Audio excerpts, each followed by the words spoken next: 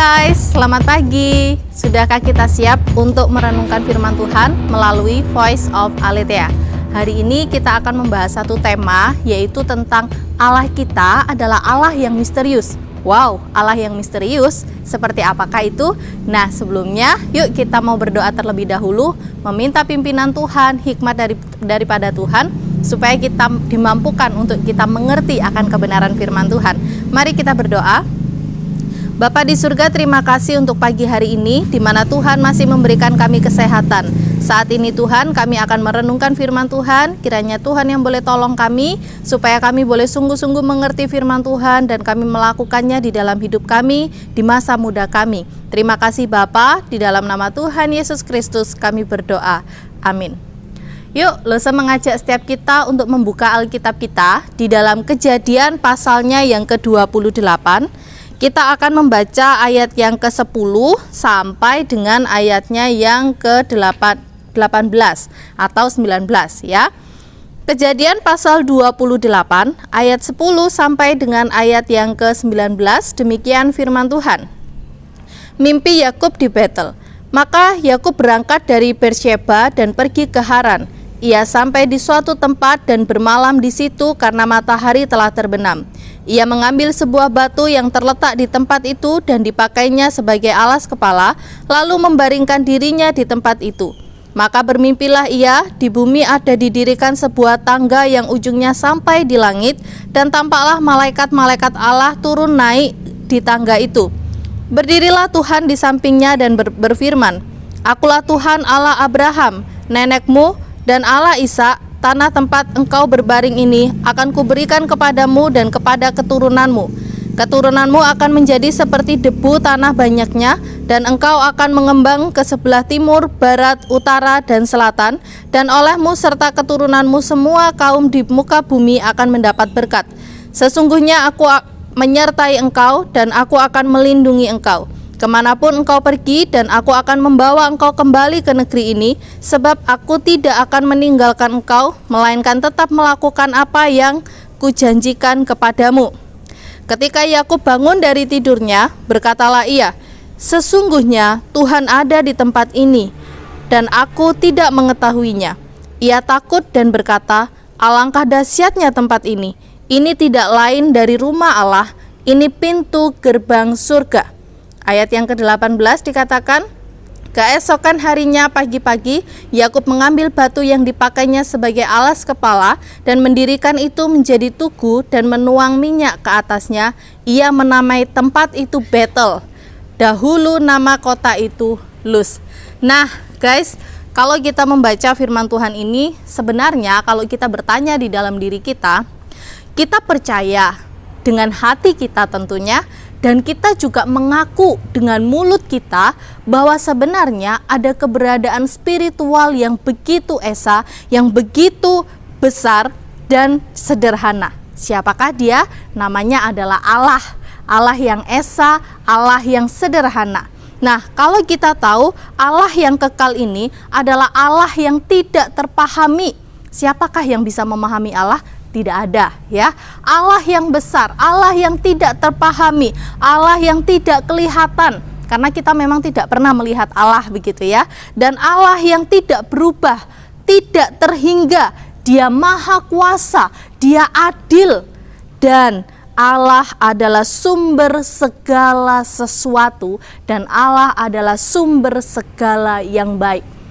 Jadi kita mengaku, percaya bahwa ada Allah. Iya, ada Allah. Nah guys, siapa yang suka nonton ya? Siapa yang suka nonton film horor? Nah, ini kelas 8, kelas 9 nih kayaknya Lesa tahu nih ya, banyak yang suka nonton film horor gitu ya. Karena sering ngajakin Lesa nonton, ayo Lesa nonton film apa horor? Ah, enggak mau Lesa gitu kan. Bukan Lesa enggak takut, bukan Lesa takut, tapi enggak suka begitu ya guys.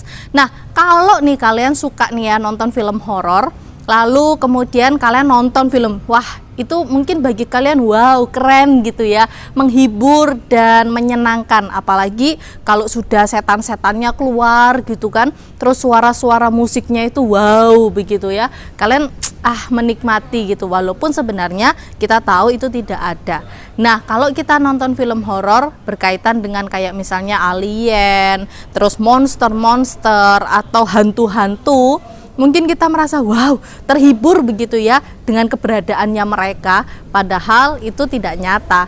Nah, tapi bagaimana nih kalau alien, monster, ataupun hantu-hantu yang kalian lihat itu menjadi nyata? Wah, kalian pasti takut bukan?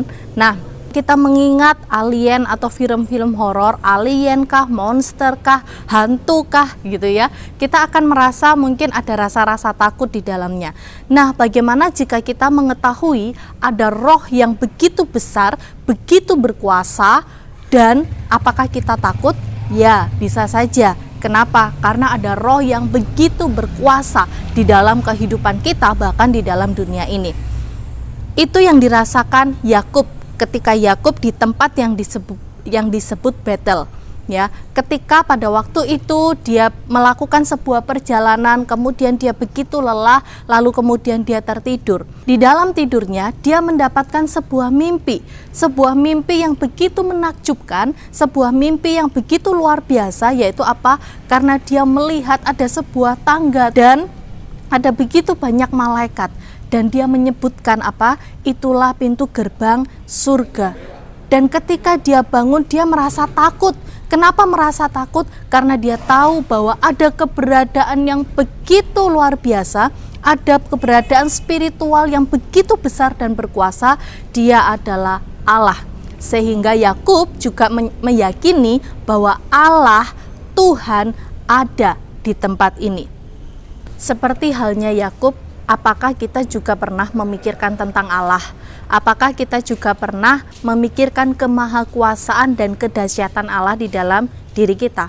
Mungkin ada waktu-waktu tertentu atau tempat-tempat tertentu yang membuat kita berpikir tentang kemahakuasaan Allah, yang membuat kita berpikir tentang bagaimana besarnya Allah kita. Contoh, ketika kita pergi dan menikmati pemandangan alam di pegunungan, wah, kita pasti akan berpikir, siapakah yang membuat alam ini sedemikian rupa dan sedemikian bagus? Tentu kita akan berpikir itu adalah Allah.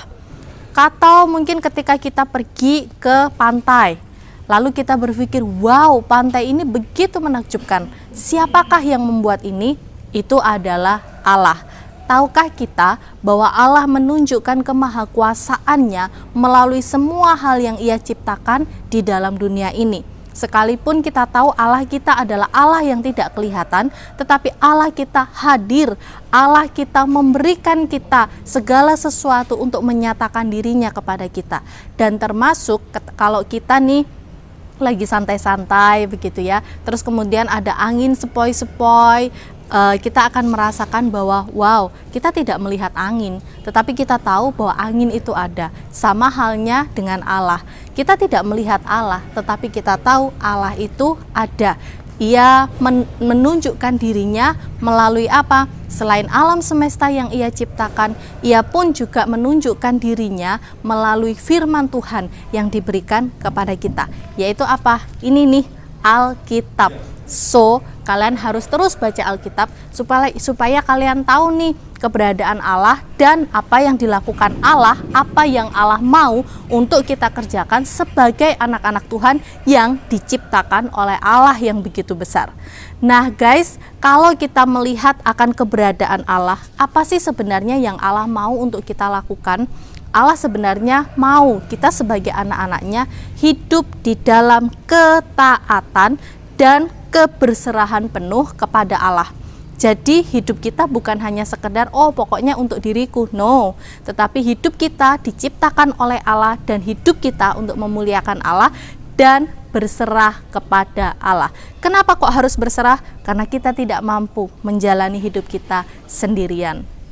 Oleh sebab itu, kalau kita mau jujur nih ya, kita tidak akan pernah bisa memahami Allah. Karena apa? Karena Allah itu begitu besar. Allah itu melampaui pikiran kita. Allah itu melampaui akan imajinasi kita.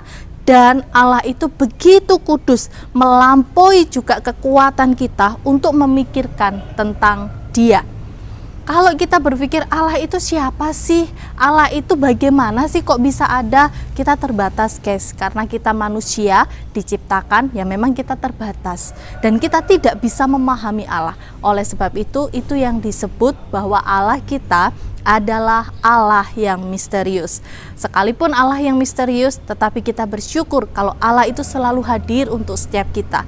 Allah itu selalu menyertai kita. Allah selalu melindungi kita. Dan yang terpenting, Allah tidak pernah meninggalkan kita. Apa yang harus kita lakukan? TAAT, seperti minggu lalu yang kita sudah bahas. Yang kedua, berserah penuh kepada Tuhan untuk kita bergantung, terus dikuatkan oleh Tuhan, terus diberikan pertolongannya, karena satu-satunya sumber kehidupan kita adalah Allah kita.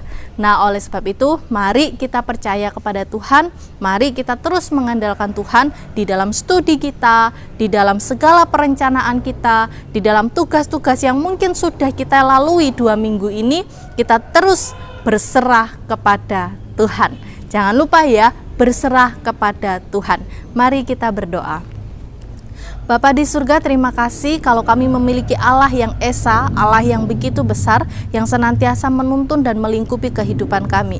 Tolong setiap anak-anak-Mu di masa muda mereka ini Tuhan, untuk selalu percaya kepada Tuhan, mengandalkan Tuhan di dalam hidup mereka, dan selalu mengingat Tuhan di dalam segala hal, sehingga mereka mengakui akan kebesaran dan kekuatan Allah. Terima kasih Bapa, di dalam nama Tuhan Yesus kami berdoa. Amin.